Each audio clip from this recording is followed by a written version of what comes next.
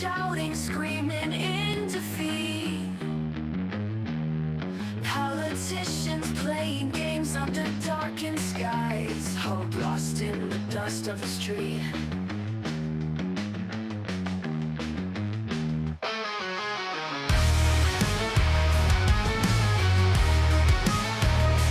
Red and blue colors pouring from the sky. Debates turn to anger, the crowd gets loud. Punches flying in the blink of an eye. Truth buried deep beneath the shroud. Welcome to the bullpen, where the weak will survive. These broken dreams we defend, trying to keep alive.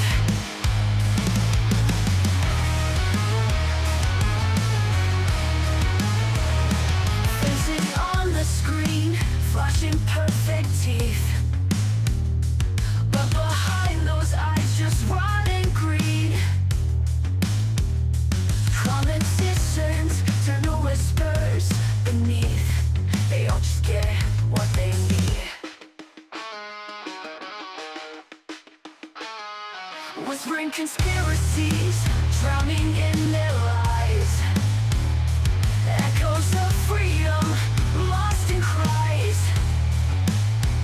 Spin the wheel of fate, let's see who rise. But this game will bleed you dry. Welcome to the bullpen, where the weak will survive. These broken dreams we defend, trying to keep alive.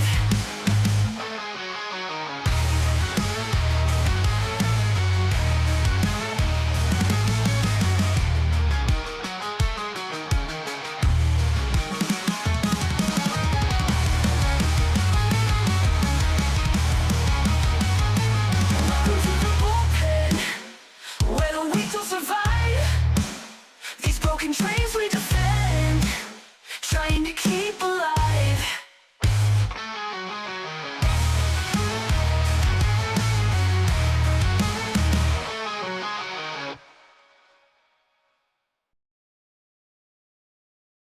Good morning and welcome to the bullpen. It's another Sunday morning. We had a just ridiculous hockey game last night, so there's actually going to be some crossover between the bullpen and Yep. first of all, how are you, Chad? I am doing well. I'm doing better than Canada after they got wrecked by our boys last night. Oh yeah, that was a glorious Get game. wrecked, Canada. Get wrecked. Yeah, we're going to show the clips of the first 9 seconds of the game because it was ridiculous. But before we do that, we've got to get to this. Before we even went live, Copied Kitty gifts 5 Brahma Bowl memberships. Thank you very much, That Copied. is awesome. Appreciated. That's what keeps this show going because Brahma needs the support so that the wife doesn't take the garage from him. Well, and so we can get to Turning Point USA's event later this year, hopefully. So, and I would love to get us both out there. So we'll see what we can do. Where are they doing that very one much at? appreciated. What's that? Is that one out near me? Is that one in DC? I'm not sure where it's going to be this year. Last year it was Arizona. That was the one that Nice. Culture went to and got sick. I would hope that if they it'd be great. It would be very convenient for me if it was in DC. There's going to be a lot of space open in DC by then too.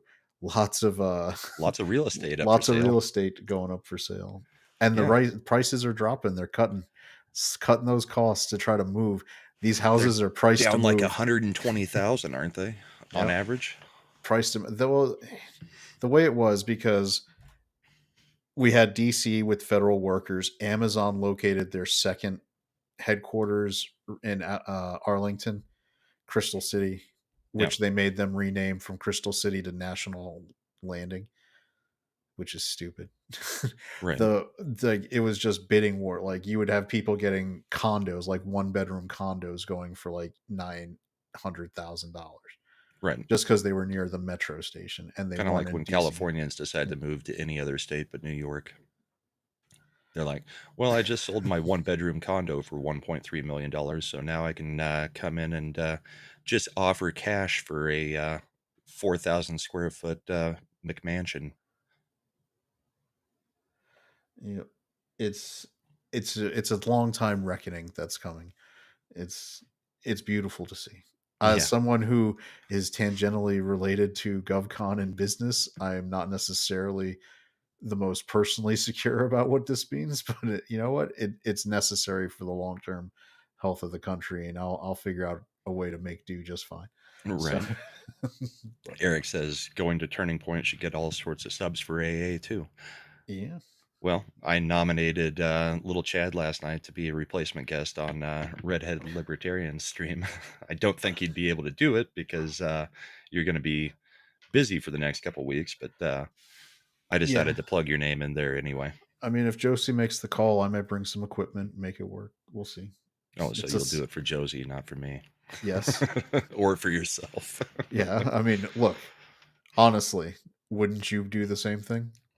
Yeah, but Yeah, that's why I nominated you. yeah, You already know her, and yeah. you can just plug our show, and that benefits me and you. It's like, it's like little Chad is doing the work, and I'm reaping all the benefits. Yes, yes, excellent. All right, do we have some clips ready? I want to see some Yeah. Canucks getting chucked. All right, so the setup for this, the Canadians decided to once again boo the national anthem because they are playing in Montreal. So they booed the American national anthem, and the Americans had already had a plan for it because uh, all the people in the arena had booed the national anthem when we were playing Finland, but we weren't going to take it out on Finland. We definitely took it out on the But Canadians. this is crazy. Like Montreal doesn't even want to be part of Canada. Like they're constantly trying to get their own independence. So I No, don't but get this is where a all this. national tournament. This is fans from everywhere. They've been buying tickets for almost a year getting ready for this. You know, They take their hockey seriously, except they're not the kings of hockey anymore. So you know, here we go. This is the opening face-off, and we're dropping the gloves. And the gloves are off. Matthew Tkachuk and Brandon Hagel. I'm telling you, Island. Like I said, Canucks getting Kachucked. And I hate both Tkachuks, but they did good for America. They're the type of players that you only like if they're on your team. The rest of the time, screw them. Our Florida man hockey player coming in there. Kidding. So there's first fight. Since I said first fight, I'm assuming you're going to know that there's more. So this is the next face puck off. drop. Yeah. 3 seconds have gone off the clock. And this is the other Tkachuk, Brady Tkachuk. The first fight was Matthew Tkachuk. This is little brother Brady. Oh, yeah, yep. As soon as you get him off his feet, they're going to end it. Oh, yeah. So we've got literally the Bash brothers from freaking Mighty Ducks. This is 5 seconds later. Yeah, so 9 or 6 seconds. seconds later. Yeah, 9 this is seconds the first 9 of the seconds first of the period game. have elapsed. Oh, come on, man. You can do better than that. This is a little guy taking on the biggest guy in the tournament. Oh, so you fought the little guy, huh? Well, both Tkachuks fought little guys. This is like 1996. I'm going to put a tariff on Canada's penalty minutes. And I'm sure we just got claimed, so It's so that's how the game started. It was glorious, and then the U.S. goes on to win 3-1. Nick the Greek for $1.99 says, "America, baby, Canada F around and Canada found out." Yes, they did. It was actually a great game. This is the first time in 10 years that we've had best on best hockey. So, as a hockey fan, that's been fun. So, and this is their version of the All-Star game, right? This Well, year. they got rid of the All-Star game for yeah. this, and Yeah. it's much, much better than what we're seeing from, say, the Pro Bowl doing Yeah. flag football. I showed Brahma a tweet before the show started where it was a meme guy on Twitter X, and it was like NFL Pro Bowl. Hey, how about a nice game, a lively game of flag football? NBA All Star game. Hey guys, maybe we don't bother trying with defense this year and we just let the score just get racked up. NHL, there will be blood. Yes. We will break our bodies for an exhibition game. I will break you. Slender asked, is this because of the tariffs? Suck it up, losers. It's more because they're all upset that Trump says he's going to make a mistake. He constantly did. I brought my wife in. It was, I think, was it Wednesday or Thursday when he was doing the, he does his executive order ceremonies. Yeah. And someone was asking about Canada and Trudeau, and he was like, oh, Governor Trudeau. He's doing this like in the Oval Office. My president is the king of trolls, and it's hilarious. He's just It's constantly great. calling him. It's great. Mad Cheesemo using his membership chat to say, what's Gucci, my ninjas? Good to see you, Mad. Yep. So, yeah, the U.S. is now automatically in the championship game because we took care of business twice and Canada hasn't. So it'll still probably end up being Canada versus America on Thursday for the championship, assuming Canada could get past the Finns, who we took out 6-1. So I'm assuming they're going to, but who knows? It's one game. So Honestly, I mean, I know why they do it, but it's a little weird. If you, Russia, and I get why they're doing it because of all the political part. Russia should be like have its own team represent, like, in terms of the Russian talent in the NHL. They're well, Russia and probably the Czechs yeah, should both Russia have a and team. Czech should. I mean, Finland, Canada, and U.S. makes sense. I guess Finland does too. What's the other one? Sweden. Finland and Sweden share Yeah. a border, so it's a border war with them too, as far as instant rivalry. I mean, they went with 4 countries, 2 of each share borders, so it's instant rivalry type stuff because the Swedes and the Finns don't like each other hockey wise very much. So they're Yeah. both very proud of their programs. But yeah, the Czechs and the Russians, we are going to see the world, basically the Hockey World Cup coming back in 2028, I think, because they've got the Olympics in 26. And there, I think things will have settled down by then to where you will see some of those other countries coming in. Instead of it being 4 nations, it'll probably be 6 to 8. So the issue is having enough players because this was an NHL run thing. So you couldn't bring any players from Europe. They had to be actual NHL players. Mm-hmm.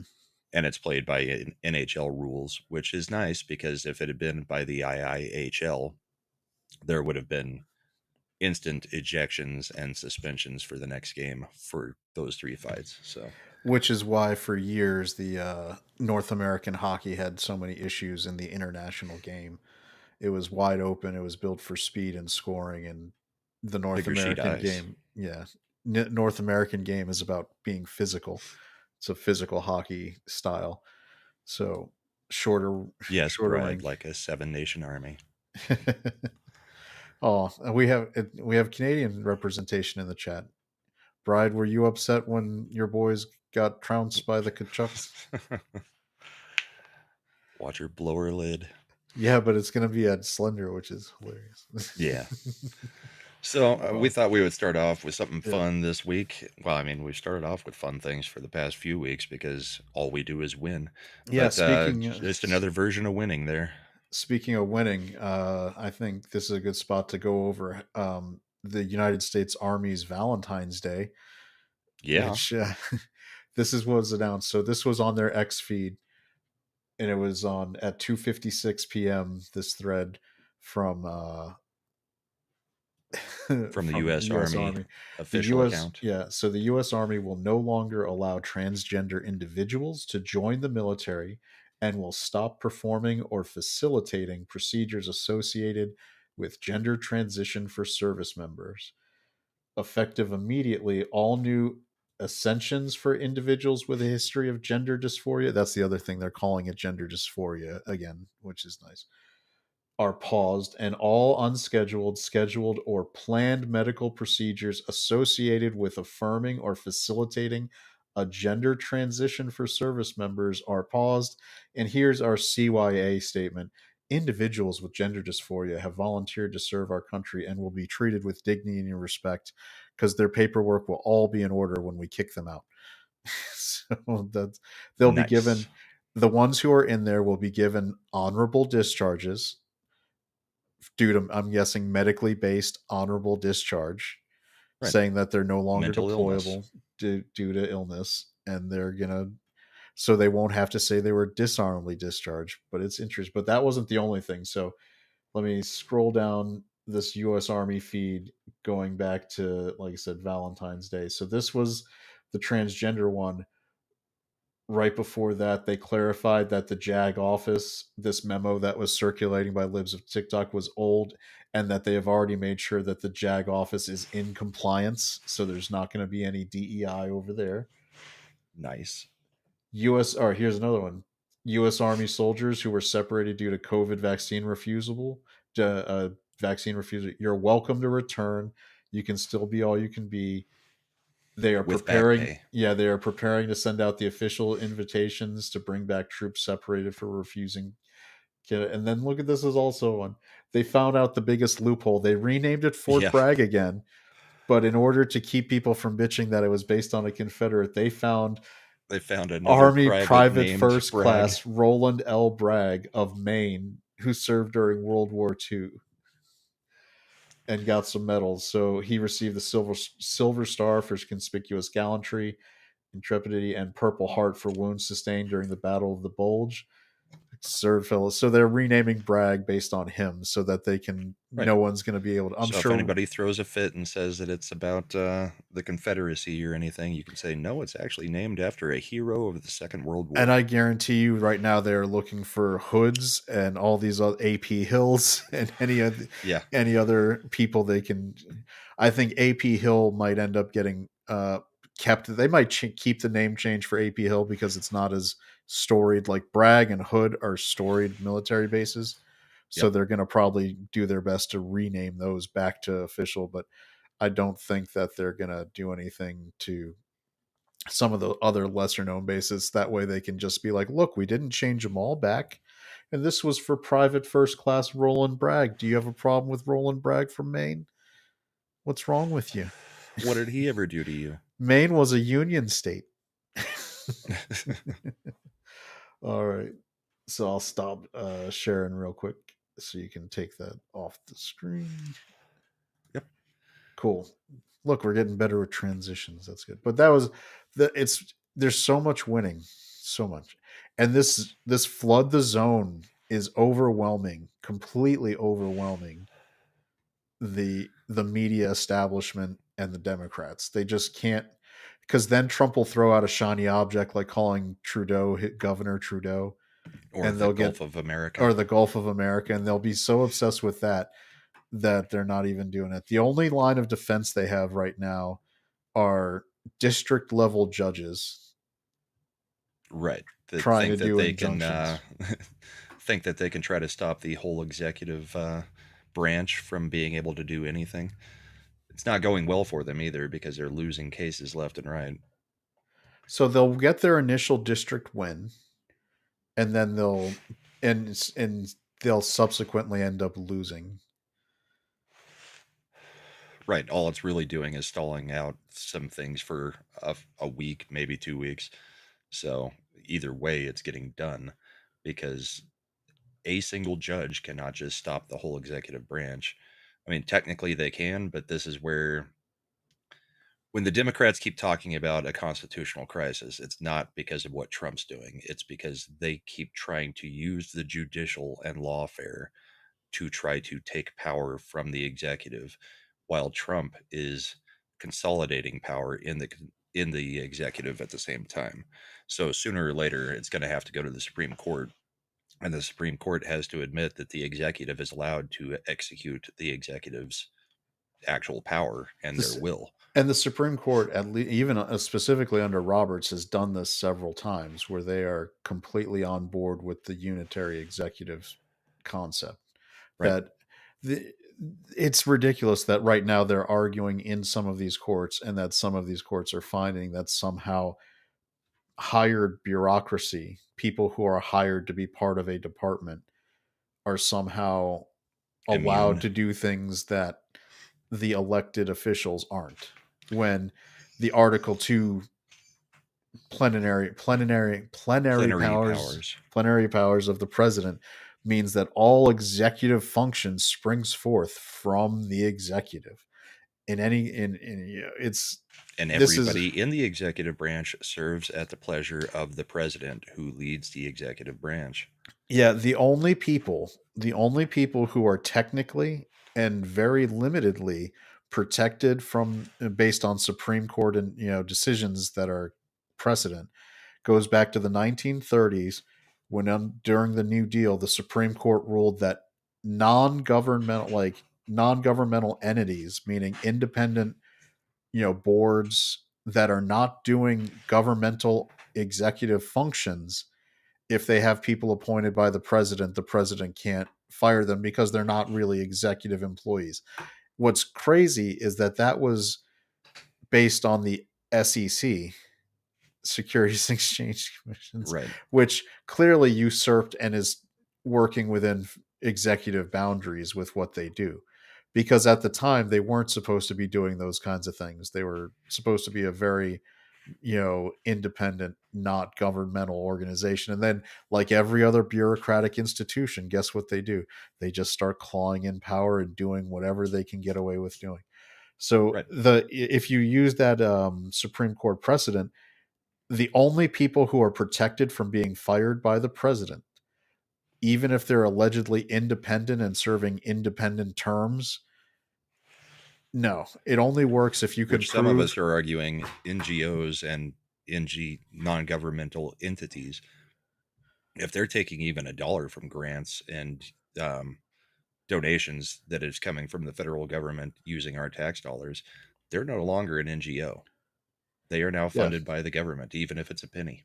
Well, the other thing with that is if you go into and this is where the impoundment stuff is so funny, because they're like, the president can't do that. No, no, no, the president can, because you guys in Congress never said this NGO gets this money and this NGO gets that money.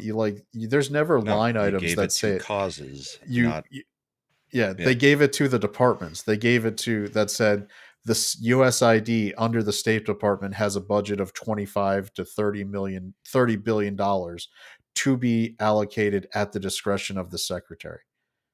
Yep. And then within those agencies, and they were so confident in the left-wing capture of the bureaucracy, they didn't want to spell it out because they didn't want a paper trail of their congressman voting for it. Because this way they got to have their cake and eat it too. The USAID and the State Department and all these other agencies, NIH, HHS, CMS, whichever one you want to pick, get these blank checks to then start giving out to NGOs and pet project organizations all this money. Catholic their Charities senators, Fund, Lutheran Charities Fund. But if you tried to attack a senator or a congressman, they'd say, I never voted for that. You can't attack me. I didn't vote for this program. Right. And because that way they wanted what's the old phrase plausible deniability. Mhm. They were like, look, I voted for CMS, which is Medicare and Medicaid services. I didn't ever vote for transgender surgical support in Ukraine. It's all this stupid stuff because that's how they wanted to keep it separate. The idea, like, what the president is not allowed to do is the president is not allowed to impound funds earmarked by Congress for specific actions. If the Congress passed $30 billion to buy F-35 fighter jets, and it says specifically we have to purchase minimum 100 A certain number of F-35s actual up, physical jets. at a cost up. We authorize this purchase up to a cost of $30 billion. The president, that's it. You're buying those jets.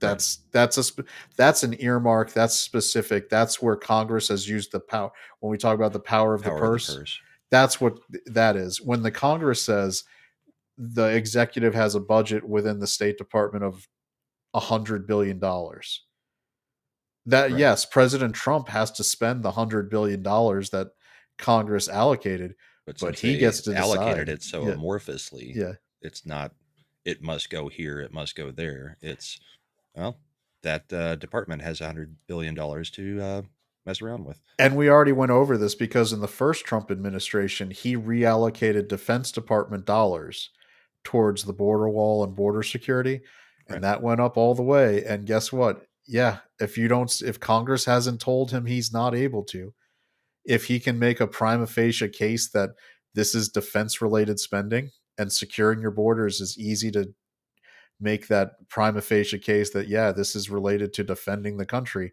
he can reallocate that money just like that. Yeah. Easy. Yeah. So yeah, the judicial is doing the FAFO right now with Trump, and they're gonna find out pretty quick, I think.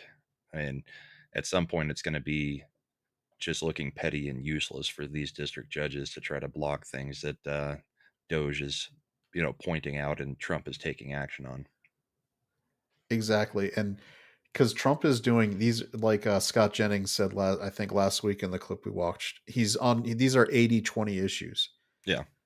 And he's Gutfeld's getting, made the same point. yeah, He's taking populist concepts and going ahead and just running with them. It's things that most of the country has agreed, yeah, these things should be done. So he's not running on a conservative or a liberal leaning, you know, kind of way of governing. He's looking at, well, what's popular with everybody in the country, what's getting the most support. We're doing it right now. yeah, like the 14th Amendment one is a great example. Like nobody, if you poll it, thinks that, tourists from China who are coming here when they're 9 months pregnant to pop out a baby so that that baby can have American citizenship, And or then a that few years later, go back to China and get an education there to come back here later. yeah, and or that illegal immigrants crossing the border to drop what is generally Anchor referred to as babies. anchor baby should have citizenship. Now they try to gaslight you and present, well, this is well settled law. This is no, it is not. Nope. The like all legal scholars agree. No, The the guys who subject, wrote the law yeah, said it specifically was not for that. yeah. I mean, Specifically, it they was brought up specifically dealing with subject slavery. to the jurisdiction thereof, meaning you are subject to the powers of that. The one lone court case where this got challenged dealt with permanent Chinese residents in the 1890s, Yeah. where they were permanent residents of the United States. They had permanent resident status. Therefore, they were subject to the jurisdiction thereof. And so, yes, their kids were American citizens. Never once was it applied, or has it ever been applied to the idea legally Vacation anchor of people babies. who are here on vacation. We have specific case law and carve out saying that if an ambassador to the United States is here with his family and they have a child, that child is specifically not a Naturalized a citizen. naturalized citizen. So because they said very clearly the subject to the jurisdiction thereof part is pretty darn clear. So It'll be nice to clear this up finally, because then the Democrats won't be able to use it to just give amnesty to everybody, the dreamers crap. So there's two things. All right. I mean, the two things we're already doing the bureaucratic work to clear out the government to cut this money off. That's already getting done. So I'm moving that off of the things we need to do table. The mhm. two other things now is get the decision on birthright citizenship, which will eliminate a huge swath of problems. And the second is to make sure that the census only counts American citizens towards apportionment. Because Yeah, if we can do those two things, you break the Democratic hold. true. Because California specifically is dependent on counting people present, not U.S. citizens. Which is why they were importing as many as they could over the past couple of years, because after that last census, they were actually losing seats because so many people have fled California for other states. That's why Texas picked up seats, and Who else did? Florida and Tennessee. Mm-hmm. And Florida, New Tennessee York and California both lost.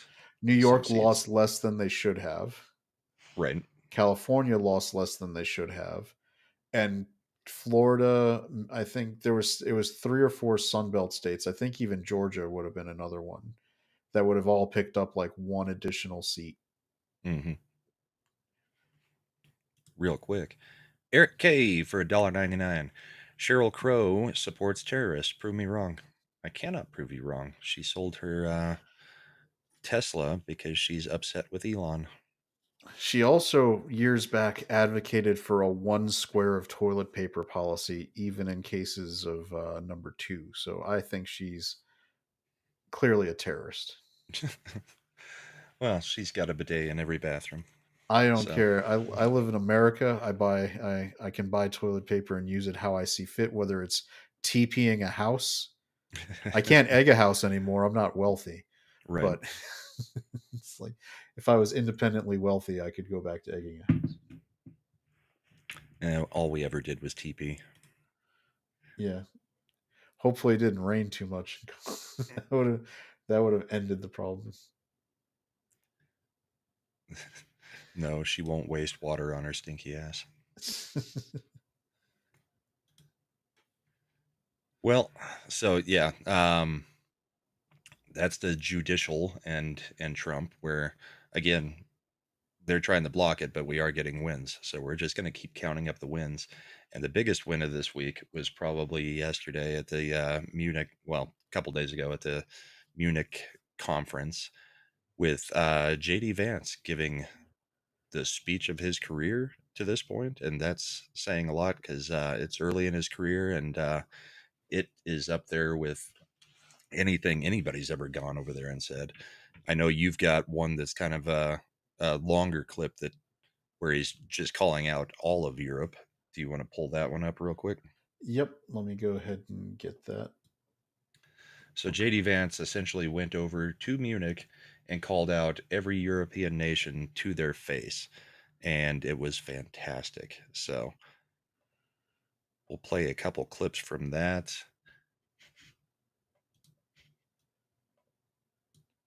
There we go. I look to Brussels, where EU commissars warn citizens that they intend to shut down social media during times of civil unrest the moment they spot what they've judged to be, quote, hateful content. Or to this very country, where police have carried out raids against citizens suspected of posting anti-feminist comments online as part of, quote, combating misogyny on the internet, a day of action.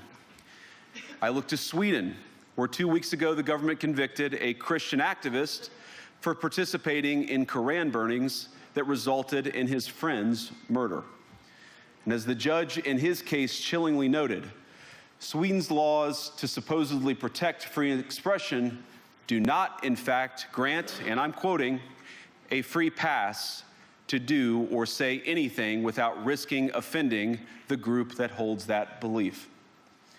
And perhaps most concerningly, I look to our very dear friends, the United Kingdom, where the backslide away from conscience rights has placed the basic liberties of religious Britons in particular in the crosshairs. A little over 2 years ago, the British government charged Adam Smith Connor, a 51-year-old physiotherapist and an Army veteran, with the heinous crime of standing 50 meters from an abortion clinic and silently praying for 3 minutes. Not obstructing anyone, not interacting with anyone, just silently praying on his own.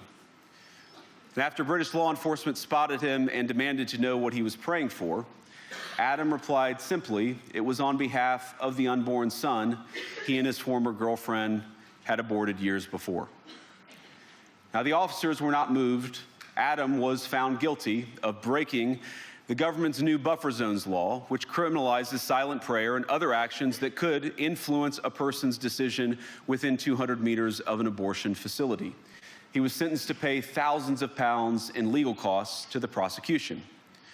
Now, I wish I could say that this was a fluke, a one-off crazy example of a badly written law being enacted against a single person. But no, This last October, just a few months ago, the Scottish government began distributing letters to citizens whose houses lay within so-called safe access zones, warning them that even private prayer within their own homes may amount to breaking the law. Naturally, the government urged readers to report any fellow citizens suspected guilty of thought crime. In Britain and across Europe, free speech, I fear, is in retreat. So, which, by the way, of reference, 200 meters is 2 football fields. Right. 2 football fields away, this dude, you could be just You're praying not to allowed to be a yourself. Christian within 2 football fields of a abortion clinic, essentially. This So, is but I'm sure they have no problem with Muslims being there praying whatever they're praying, yeah. It is. because most of the UK has lost its identity, and they've imported so many people that the UK doesn't really have a culture of their own anymore. People need to start fighting back, or it's going to disappear forever. Did you see Vance's speech on AI as well? Yeah, I think it's so funny because the speech where he was talking about AI is almost like you could see Vance debating it in the speech. Like, I think he's still not quite sure what position he's taking on it, Little bit. because there's a lot of risk with AI being applied to data collection and I mean, if you worry about a surveillance state, if you mix AI in, which doesn't have to sleep, doesn't have to eat, doesn't have to take breaks, as a way to collate all the data that they are now collecting, both through your phones, through your internet behavior, and then mix that in with all these high quality security feeds you get with cameras and images, Mm-hmm. you've got the recipe for a full Orwell 21st century surveillance state that knows what you do, what you think, and where you're going. Right. But it was So, also a speech where he's talking about, America fully intends to be the ones that are in charge of AI and AI development, because we're definitely not going to want the Chinese to be the ones who well, get there first. yeah, that's where I think the argument is coming in. Like, AI is getting developed; it's happening. Yeah, that's going Do you? to happen. Yeah, they are. Do you want them? Would you prefer an AI system delivered out of China, or would you prefer, in theory, an AI system delivered out of the United States with guardrails and possibly civil liberties protections? And I'll be honest, I have a little more trust in the idea, like, after the last few weeks with Trump dismantling a lot of the bureaucracy, or at least attempting to. I'd have more faith in this style administration spearheading the AI Manhattan project than I would even including other Right. Republican administrations. Like, God help us, George W. Bush would have been right there with his people leading the charge doing security state stuff too. We can trace Or back having lots somebody of like these Lindsey problems. Graham put in charge of it in a department from Congress. Yeah, DeepSeek, as Davina is pointing out, is the Chinese Chat GPT, which That's the new one that just yeah, came out that which basically would destroyed Nvidia and a whole bunch of other stocks over the past couple weeks. because it's apparently 2 or 3 generations ahead of where the Western And AI millions is. of dollars cheaper. That's what they say, but it's easy to be millions cheaper when you lift the code. So Right.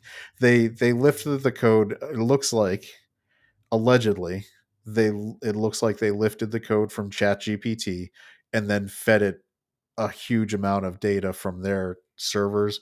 And this is the other thing, without guardrails or filters, so that they could get it done faster. Now, they did do Right. a couple things, like, for instance, if you ask DeepSeek about Taiwan, DeepSeek's answer will be that Taiwan has always been part of China, and anyone who suggests that Taiwan is not part of China is clearly wrong and is not informed on Chinese history.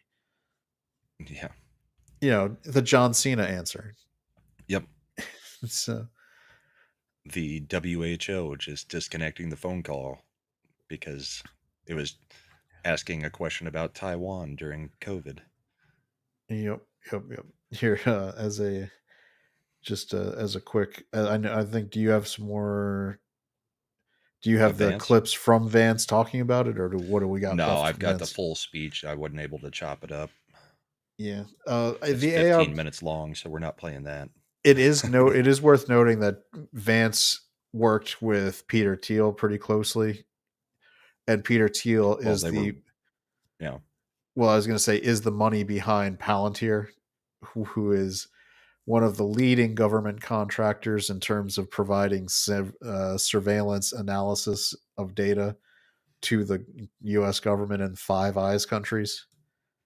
Like mhm, Palantir goes out there and basically touts that they're going to make sure that the data is usable for you and that we can get you better results faster. Especially with one of the things I know they were talking about was their ability to extrapolate from cameras and images using real ID. If people have real IDs, they can link movements through cameras and real time. which at this point, just about everybody has real ID, Yeah, don't it's we? I this mean, is it's the built year. into It's the driver's yeah, licenses in almost exactly. every state. Which it was supposed to be so that we could have more secure travel. Instead, it's for being able to track you better. Yeah. Yeah, I don't have any more of the speech, but I mean, I think we've hit on the main points of it.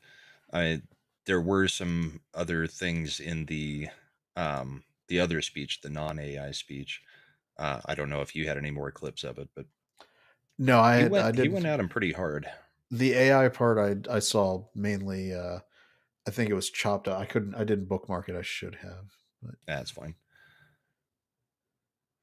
but So ultimately, he's calling out one of his best lines was, "I'm not sure what happened to everybody who supposedly won the Cold War."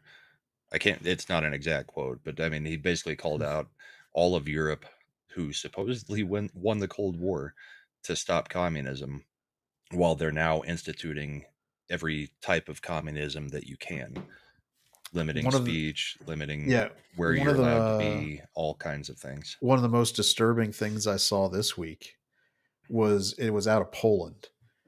It was like the deputy president, like someone in the Polish president is currently a left wing nut job, Hmm. and one of his cabinet or vice minister or whatever their government is set up as is apparently one of the leaders of the Communist Party of Poland and was getting up there leading it like the communist anthem and telling everyone not to be ashamed of red in Poland, mind you. The one thing Poland was most famous for was being able to, through the solidarity movement in a bloodless revolution, effectively overthrow communism because it was so terrible and they were so mistreated under the communist Russians.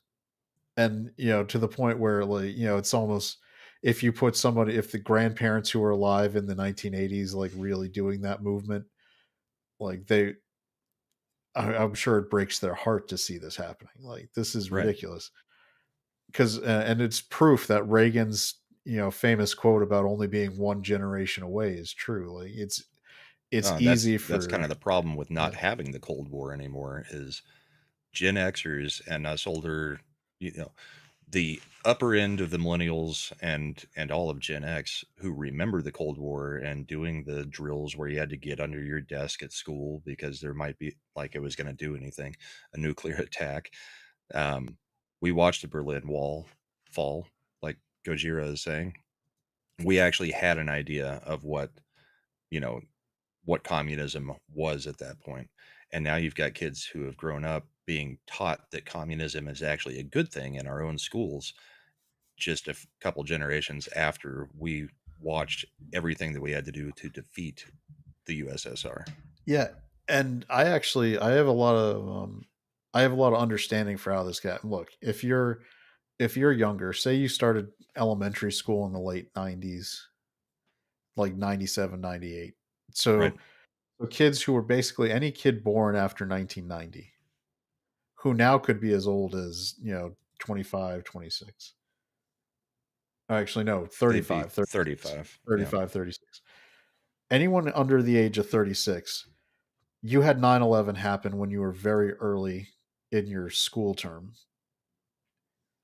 And Right. after that, I completely understand why, when we're supposedly in the freest country in the world, and if you've seen what the government has done since 9/11 with the Patriot Act and then the endless wars in the Middle East that just finally seem to come to an end right as we're deciding to start another war in Ukraine and all this other stuff, it'd be really easy to be blackpilled on the republic system of the United States and democracy, as you know, operated under a Republican, not Republican Party, but Republic system. Because if you're looking back, you're like, okay, what would a communist country do? They'd track you, they'd know everything about what you're doing, they would prosecute you for this, that, and the other. Well, if you start looking at what the United States government has been doing, we've done all of those things and checked all those boxes.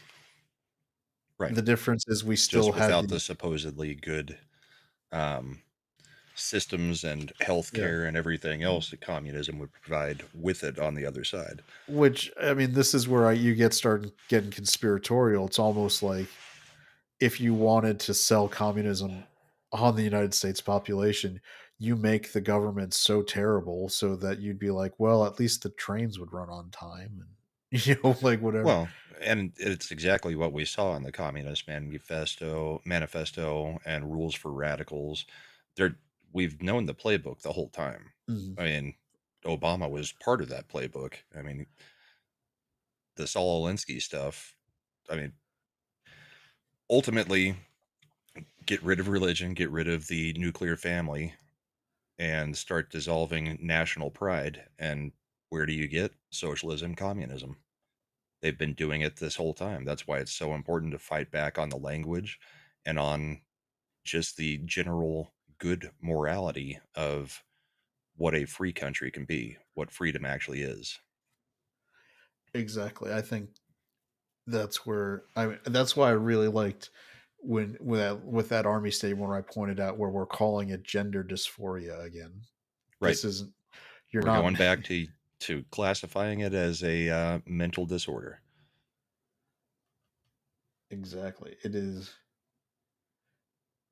that. It had been always that until somehow we tried to change the language just in the last couple years. Right. And it's almost always in conjunction with multiple other mental disorders. And how many how many people have you seen on Twitter that claim to be that don't have other types of disorders, whether it be extreme narcissism or just almost like um well, I mean, there's there's all kinds that are tied to it. Yep. Sociopathy, they just we know that there are problems with these people. I mean, it would be better to treat them for their disorder than to go along with their crazy antics and beliefs and make believe pronouns, everything else. I mean, we've been saying it for years, so it's no surprise that we're saying this now. Hmm. Yeah, I think When we went to 72 genders, we all called it a problem. It'll be nice to be back to 2. yeah, pretty soon there will be less genders than Elon has kids, and that'll be a win. Yeah. I'm assuming you're saying that so that you can jump to the next topic. No, I don't. I don't know about touching that one. I don't It's really want to. I no. think it's kind of That funny. I was think that was everybody's more of a joke. probably had their Twitter blown up about it already. So Here, we'll do some more fun. We'll do a couple fun things to get away from that. I've loved these. There was a whole group of these Valentine's Day cards for like Trump. Are you the Gulf of Mexico? Because I want to change your name. So that was a funny thing. We also got this is a good one. Given our conversation, me when someone asks me how much I love America, And me, when someone asks me how much I love our government, you go from the Macho Man Randy Macho Man Savage to over V. V for Vendetta over there. Like, oh, remember the 5th of November. And real And quick before we get too far from it, Goj says it's not proven but strongly suggested that gender dysphoria in girls is tied to some level of autism. I think it's the other way around.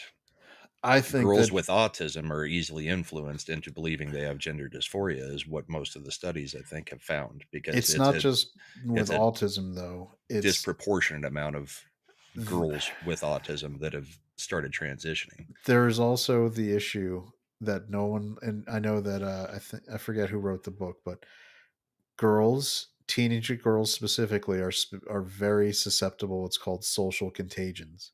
Hmm.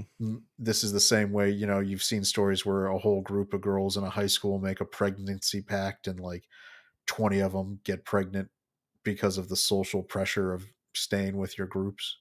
Right. Teenage girls, very vulnerable to social contagion. I'm not going to say that. Look, clearly there's always outliers one way or the other, but it's no mistake that kids who tend to transition seem to have one or more parents that are very Munchausen by proxy. So they are being influenced into it. Or the numbers within teens, the numbers with girls are exploding way higher than it is even with males. And that's because of the social contagion aspect, where you get the, what's the term, I think, what did Chloe Coe called it, being love bombed by everybody giving you attention and telling you this is what it is, Right. this is. And then, but the other thing is, where do you see most of the male trans people? It's not usually youth. Yeah, it's old men, It's and old it's men being creepy. autogynephilia. Yeah. Um, And, Lily said when I was in high school, it was bulimia and anorexia. yep.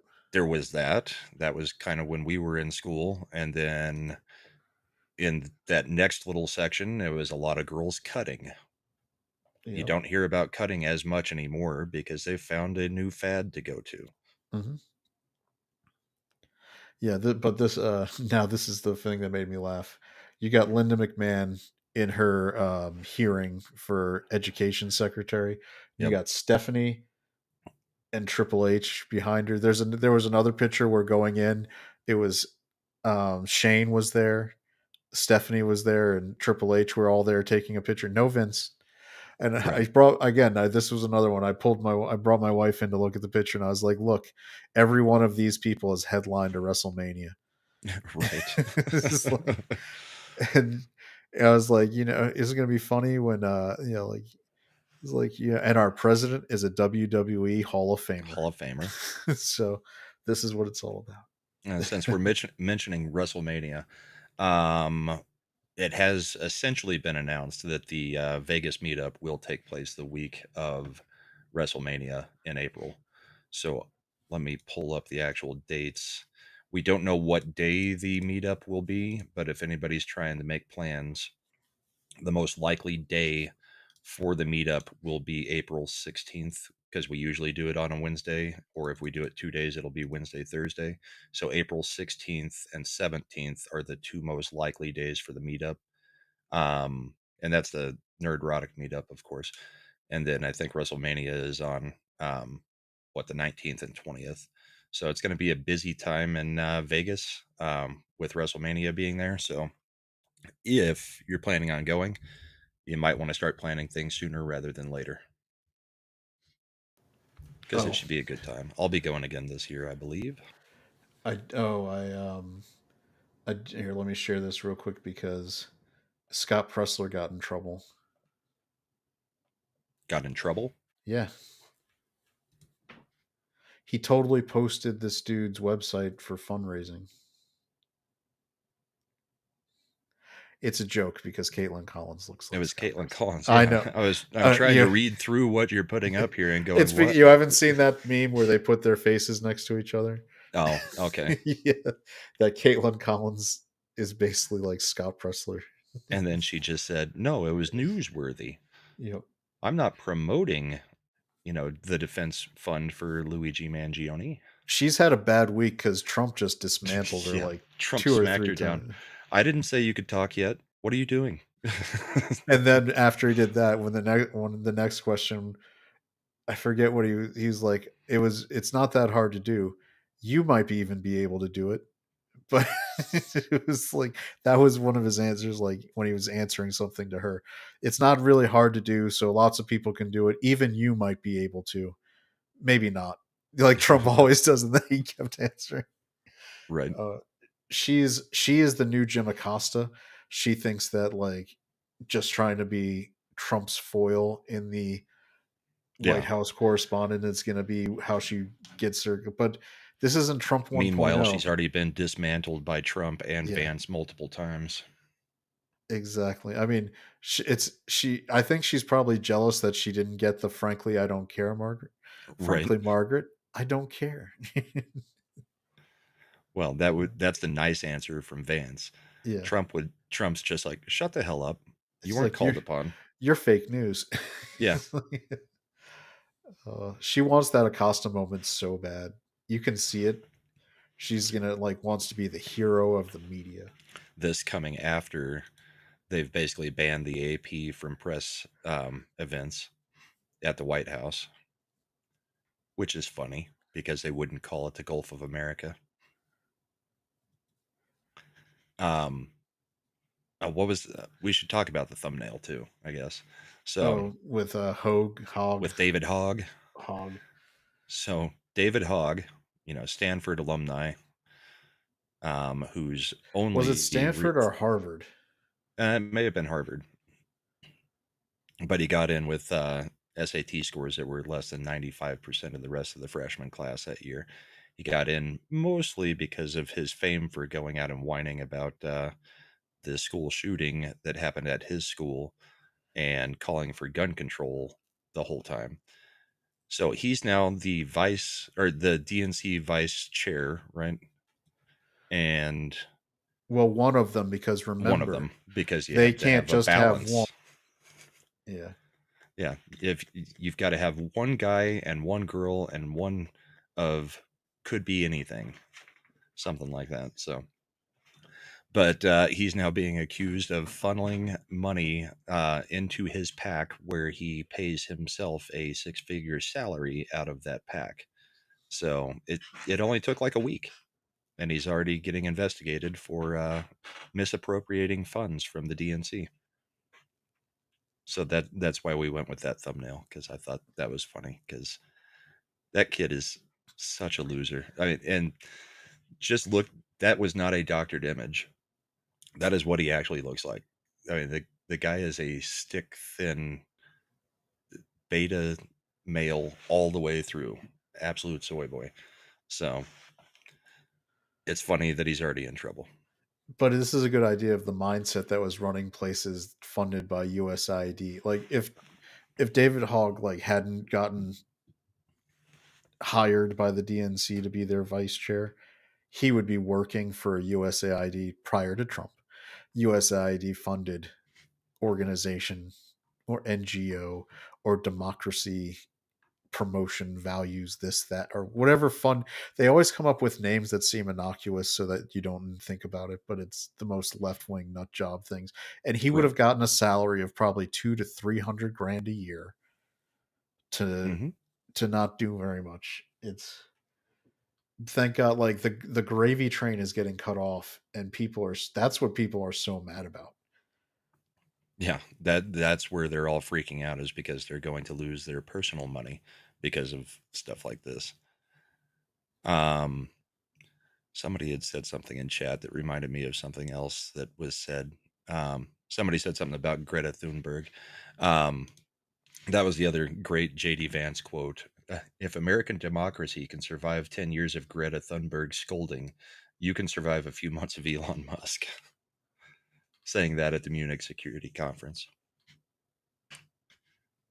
Yeah, the third. Yeah, Europe is so disappointing. But we should. If I could tap my heels together and make the wish, it would be for us to be out of NATO. NATO to be just not in the thing America's. It serves no purpose at all for us.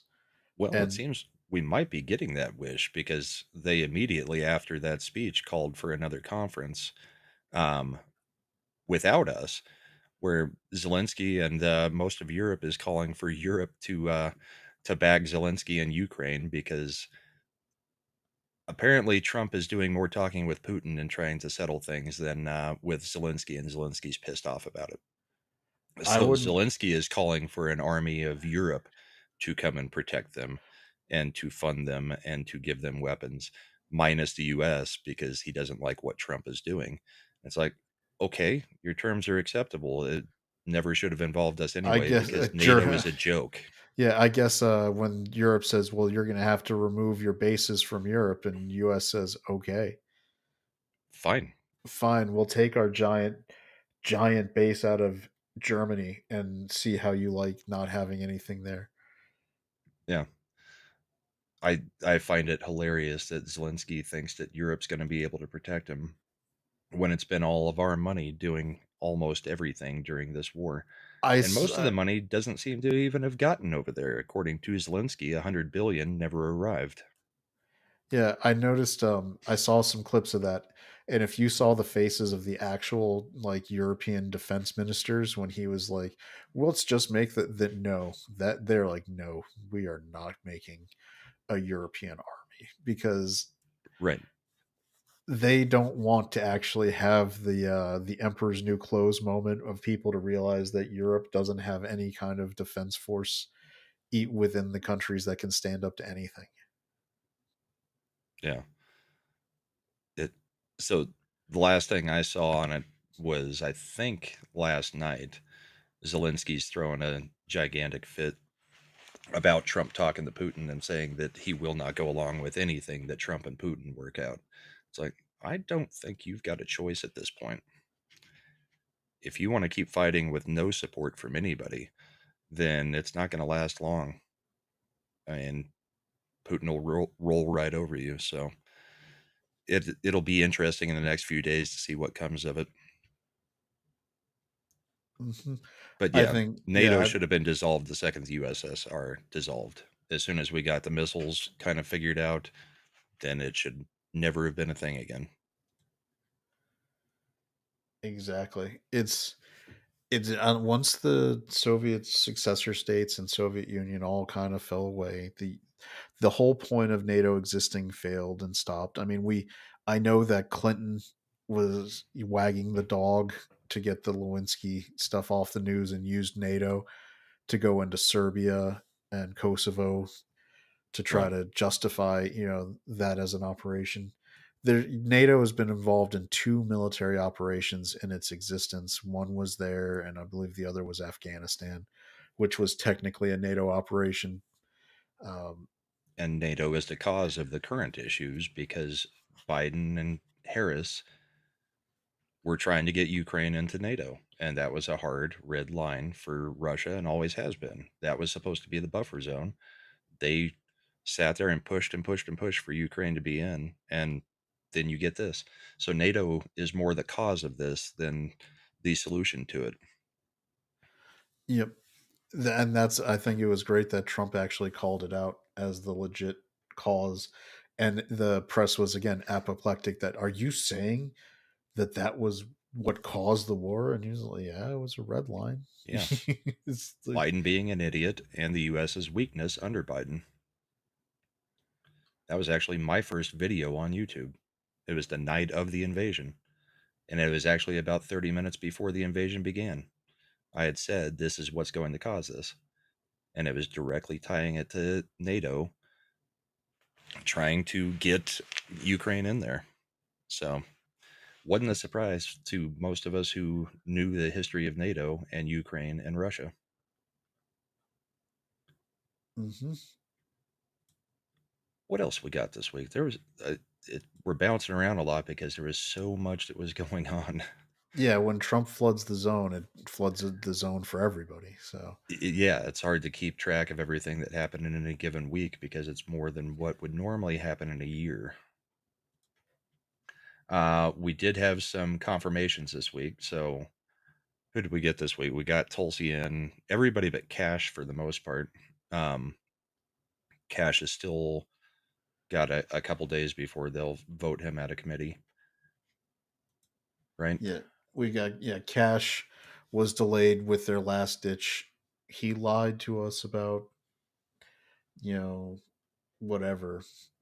They wanted to use him as a vehicle to get the grand jury testimony, and then therefore the second report that Jack Smith had made against Right. Trump in the classified documents case.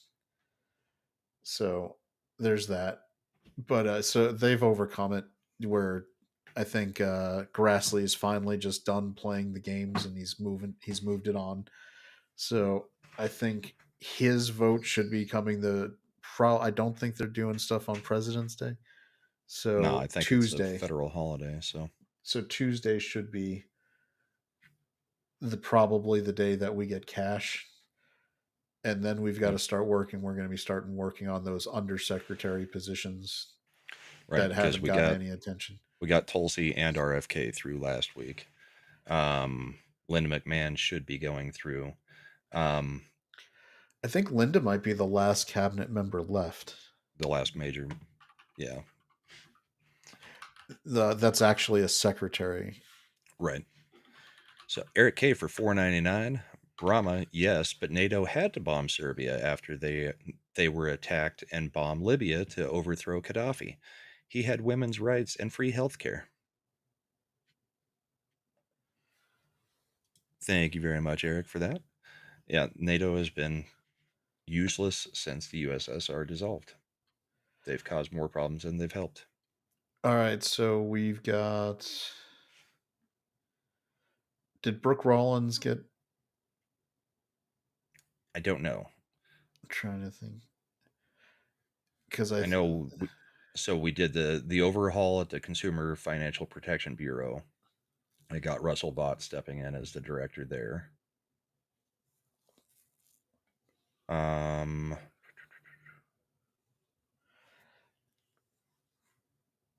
think we've had the resignation of a ton of prosecutors over the last week. Oh, because they're getting all they got a hair up their butt about Trump wanting to drop the charges against Eric Adams. Because it was just more lawfare, just like they had done with him. And because in the the reasoning from the DOJ Washington office was that number one, it was a suspect prosecution. That was the first reasoning. But they also included as the second line of reasoning that they needed Eric Adams to assist the administration with implementing their immigration priorities, and he couldn't be distracted with reason number one, a suspect prosecution. Right. And so all these lawyers who try to be like holier than thou, and people trying to say this is a genuine, because I like a good example would be the morning in the Two Way, which is a political program hosted by I think it's Mark Meadows, whatever his name is, with Sean Spicer and a couple, and he's it's probably Meadows then. Yeah, he's really like it's like this is crazy. I've never seen anything like that. And he's like the idea that they would put in that they're dropping something for political reasons, and and then these prosecutors are resigning because like this is ridiculous. And what came to mind instantly, Mark Halperin, yes, Eric Myers got it, Mark Halperin. And what came to mind is that federal prosecutors love to tout that they generally have a 99% conviction rate. Right. And they don't bring up the fact that the way they get that conviction rate is by using the full weight and power of their office to abuse people into pleading guilty. They overcharge them. Strong arm them. Yeah. They tell them like, if you don't plead guilty to X charge, we're going to throw all these other charges in and we'll get it convicted. And then you'll be in jail for 100 years instead of 5. Or like Flynn, we'll go after your family.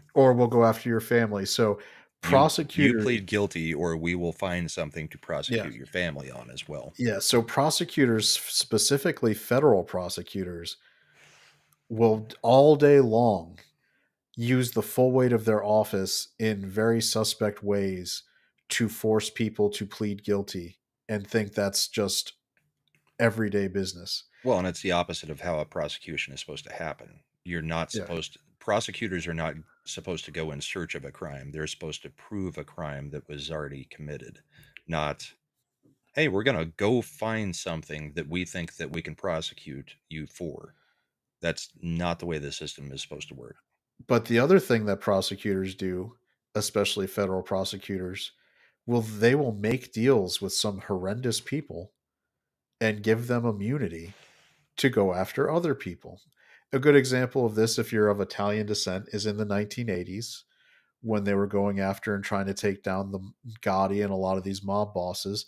Sammy the Bull Gravano got immunity and put in the witness protection program, even though he was known to have killed at least, and I say at least, 18 people.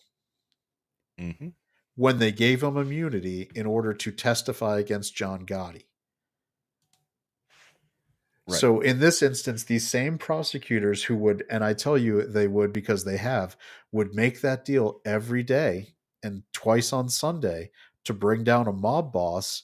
They would make a deal with a murderer to give him no jail time and federally funded witness protection, are getting apoplectic and resigning in mass because Trump is making effectively a deal with Eric Adams for his support in cleaning up New York City from Reform. these criminal elements, these gangs that are running rampant, and helping him just get in. Like, one of the things that they did is they reopened the ICE office at Rikers Island so they could immediately take custody of people who were in there on detainers.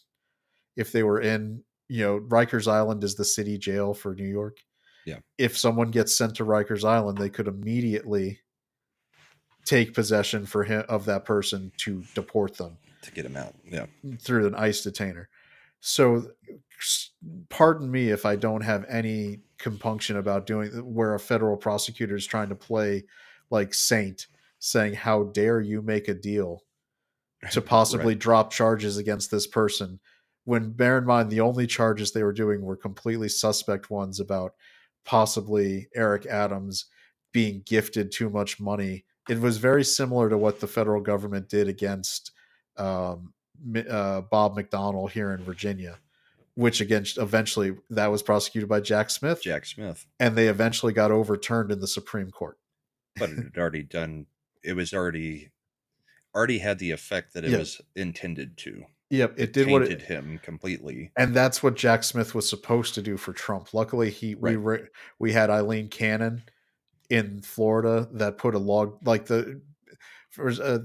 remember, people, the January 6th charges against Trump were the backup.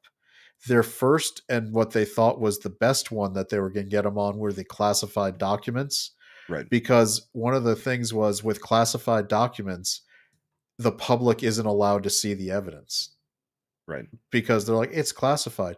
They actually went and said to Eileen Cannon that Trump's own lawyers couldn't even see the documents that were classified that they were using as the basis for prosecuting him. And Eileen Cannon said that was bullshit and gave them the right to access it. And then they appealed to a appeals court that sided with Jack Smith and said, since these are classified by the federal government, what Eileen Cannon was able to do was appoint a special master to review the documents and then give information to Trump's team. But that was all before she read Clarence Thomas's dissent in one of the January 6th things, where he pointed out that Jack Smith wasn't properly appointed. Right. And she used that to basically just kibosh the entire case. And then they let Jack Smith write a summarization of it, where he basically just laid out all of what he called evidence with no pushback from the defense. Well, that was the January 6th one. Judge Chutkin, who is now overseeing. Yeah, that was January 6th. Yeah, and she is now overseeing some of the cases against Trump's administration, because somehow magically these are the only judges who get these cases in the Washington District Court, even though there's about 115 judges. And it's the supposed same to be luck of the draw. It's the same 4 or 5 that seem to magically draw them every goddamn time. Yep. Yeah, which was different because Jack Smith wanted to release a report on the classified documents one, and Judge Cannon said, no, you don't get to do that. The case is over. Which is, again, why they go to Kash Patel, because because he testified in the grand jury for that case. They wanted to use that as a way to then say it's because we're doing our due diligence. We can subpoena Jack Smith's report to see what they said about Kash Patel's testimony. And magically, the whole report probably would have leaked. But Grassley told him to pound sand because he actually has a little bit of backbone on that. Because they were trying to get Grassley to approve the subpoena. And he said no. And yes, this is my Roman Empire portion. Yeah. Because it bothers me because these prosecutors do this shit all. We saw it with January 6th. Federal prosecutors have no qualms about using every tool to get you to bend you to their will. Like Brahma said with Mike Flynn, he was just allegedly accused of making a simple mistake in talking with a FBI Lying agent. to the FBI. And it wasn't even like the FBI agent who wrote it down didn't even consider it a material quote unquote omission or lie, which means it's not something they should be able to prosecute. But they immediately said, by the letter of the rule, you said something that turned out not to be 100% true to an FBI agent. We can convict you for that. Right. Which is And why then you never they talk to the threatened his FBI. family instead of, yeah. Eric K for another $1.99. Jack Smith was a Lolita Express frequent flyer. We'll find out in the next few weeks. Yeah, How I'm looking frequent? for it. Yep, that would be great to actually finally get the Epstein list in public. Well, and that's the other thing that happened this week. We had Anna Paulina Luna is heading up what is it? I mean, it's a division or a department in Congress that part of the Oversight Committee, or which one is she actually coming out of? I Intelligence? believe it's the governmental oversight. Governmental oversight. Yeah. Yep. So They are not ever going to let Anna Paulina Luna towards the intelligence community. The intelligence committees are vetted and selected by the intelligence departments. yeah. That's what the Gang of Eight. So people who don't know this, like the only people in the entire Congress who are allowed unfettered access to the classified information The skiff. are what's called the Gang of Eight, which means majority leader, minority leader of the Senate, speaker, and minority leader of the House, and then the chairman and ranking member, which would be the other party, of each of the intelligence committees on each Committees. in the House and Senate. So those are 8 people, and the Gang of 8 are the only people in Congress who can actually get full classified briefings on intelligence matters. Which is why Adam Schiff was talking so far out of his ass when he Right. was saying all those things, because he was not one of the Gang of 8. He did not have. Right. He's I- no none you of know, those intelligence reports. one of the guys who did have that access was Devin Nunes, because he was the Republican chairman of that the committee. ranking member. Was he the ranking member or was he the chairman? No, he would have. At that point, I mean, that was the impeachment. They had, But the first 2 years, years, the first 2 years they had first the 2 House. years, yeah. So he was the chairman the first 2 years, and then the ranking member. And so he actually had the information, which is why when he would go out there and be like, Schiff is talking out his ass, trust me. He's like, he actually knew. It's amazing that asshole is now a senator. And that is why Nunes resigned, by the way, so he wasn't bound by being still the chairman or ranking member, so he could go on and do documentaries like the Conspiracy Against the President, all that, so he could sort of release as much as he could to explain what happened. Yeah. But Luna did come out and said that they are working on the JFK, RFK, and MLK cases. I mean, bringing forth everything. And she actually made a statement that was interesting because she said, from what she has seen, there were definitely 2 shooters in JFK. So that was the first time I think a government, anybody in Congress, had ever admitted to that being more than likely. And she will also be working on getting the Epstein client list out. So we've got that coming hopefully in the next couple months between all of those things, because they've got some time limits set on that as to when they have to start doing stuff and when they need to finish. Since we're getting to the end of the show, the other big thing, the opposite side of what we were just talking about, is Pam Bondi immediately filed a lawsuit against the uh, Governor Hochul in New York and attorney it's Attorney General Letitia James, Yep. who tried to make herself famous going after Trump, and they are going after the green light law in New York and basically saying that they're impeding immigration law. So we'll see what comes of that, but I think Hochul and James will probably back down real quick on that stuff, because Bondi and Holman are chomping at the bit to go after anybody who's trying to protect any of the illegal immigrants that we've got. So we will see. Yep. Is I there think. anything else you can think of that happened this week? I mean, there was so much, but I I think know. we covered all the main. I mean, RFK Jr. was Trying to actually hit the big points. confirmed Yeah. and sworn in as secretary. Tulsi, or was she Yeah. last week, or did we, or she That was did this week. that And we was this kind of week hit too? on it, that we said Tulsi Yeah, and RFK got through, but Cash, I think he's he's just past committee. yeah, he's out of committee, so it's going to be, the thing is they have the full 35 hours to debate that the Democrats are still making them do for Right. each person to get voted on. So I Oh, think we should mention who the only backstabber is.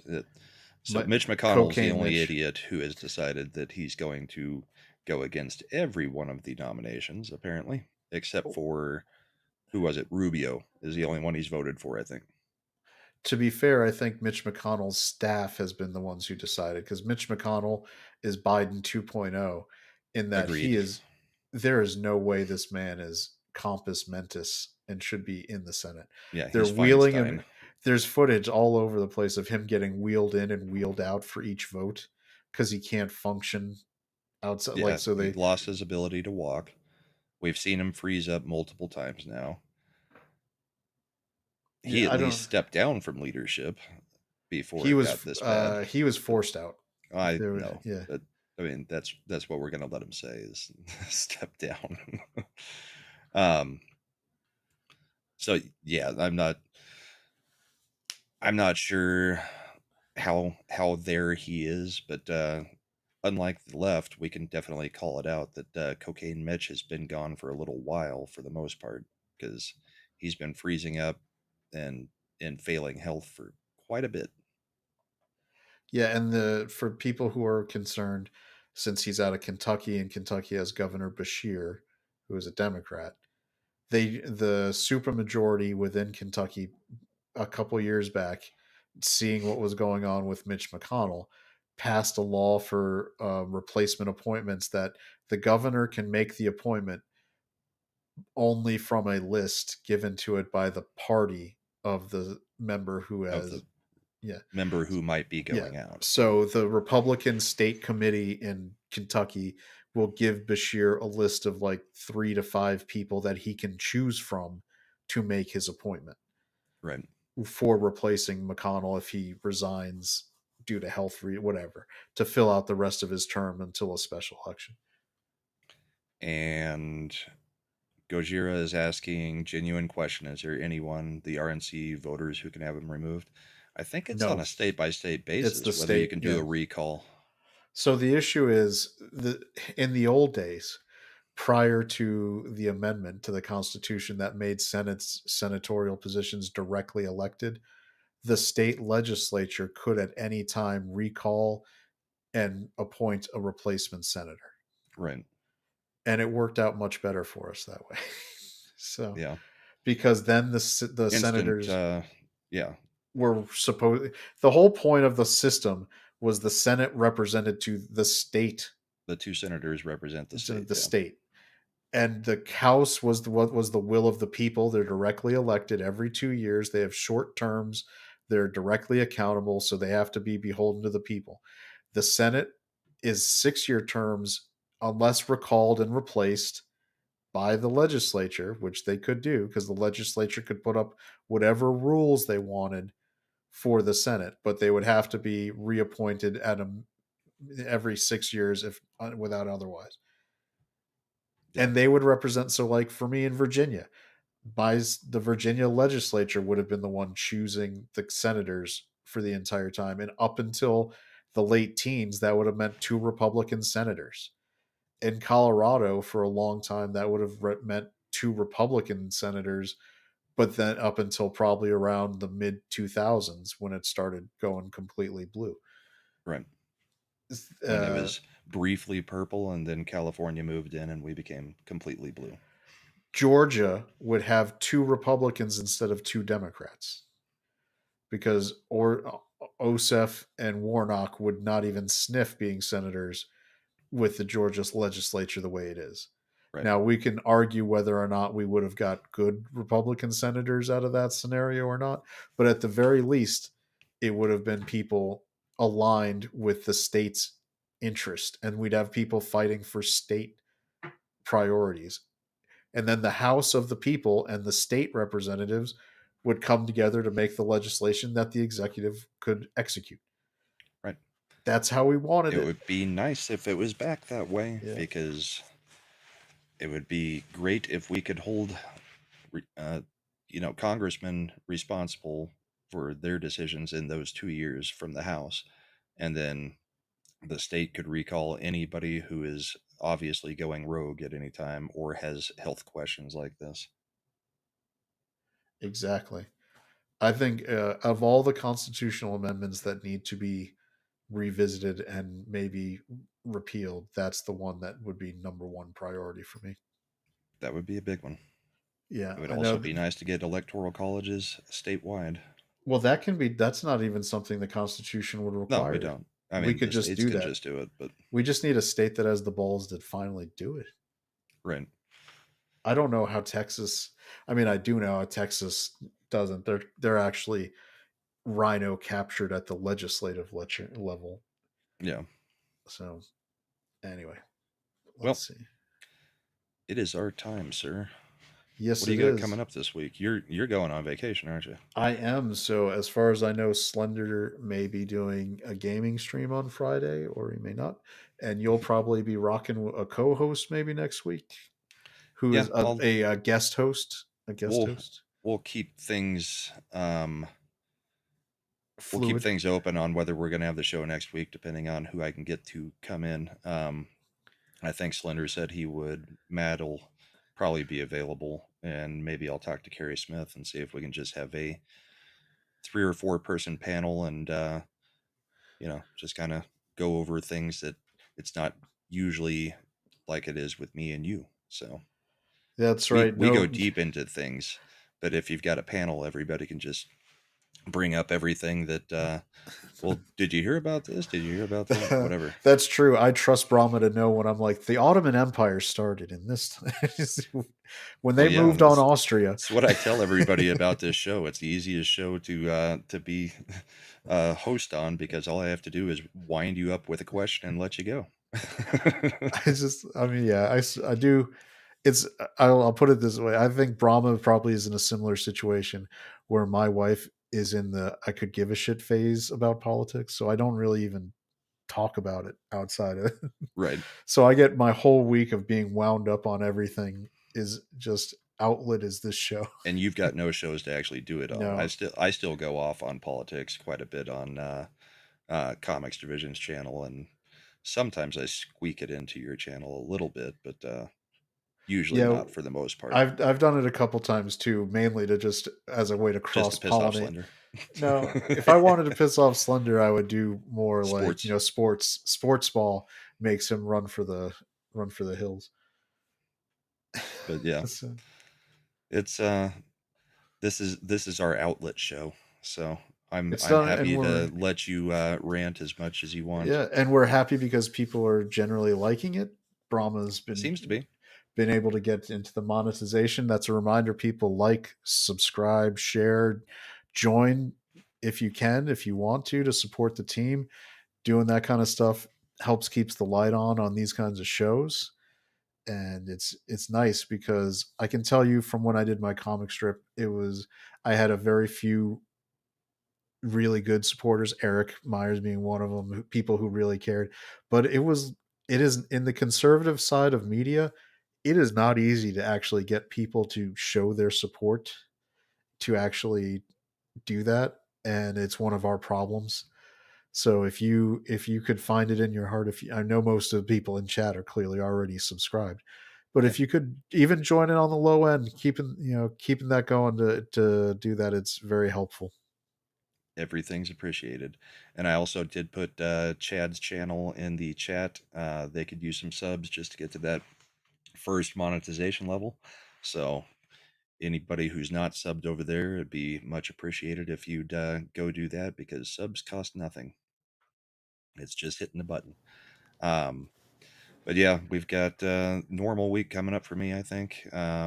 Maybe even a Culture Casino show tonight. I don't know if I know he's going to be on Valiant Renegade show, so I don't know if he's going to do a show after he's on Valiant's. So we'll find out, I guess. And then Awesome. Thursday night, I may take the night off from Comics Division, and do a watch along for the USA versus to be determined championship game for the Four Nations face off, because we didn't do a show last night because we kind of assumed, with this being a exhibition match, that they would play it more like an all-star game. But when you get hockey players playing for their own countries, apparently they get more rough, not less rough. So Especially if you boo the national anthem. yeah, we were kind of waiting to see how this whole Four Nations thing was going to play out, and it's played out like a very competitive tournament. So now I'm very interested in what happens in the championship game, because it's not just being played as an exhibition, it's being played as an actual best on best tournament. It's not a skills competition, it's hard fought games. So may do that watch along on Thursday night, because I'm definitely going to be watching the game, whether I'm doing a watch along or Comics Division show. I'll just be sitting there silent during Comics Division watching the game. So we'll see. Mhm. Deeple for $1 over on Rumble. It's good to be back and hanging out with the show. Here's $5 of Monopoly money and a $1 fiat. Thank you, sir. So yeah, that's what we've got coming up. Hope everybody's able to check us out through the week, and we will catch up with you next week. Or, well, I'll catch up with you next week. Chad will be a couple weeks, and then we'll be right back at it. Hopefully, we'll have everybody confirmed, and a whole bunch of information about JFK and maybe the Epstein client list. That would be my hope. We'll see. All right. So, have a good one, everybody. Bye, everybody.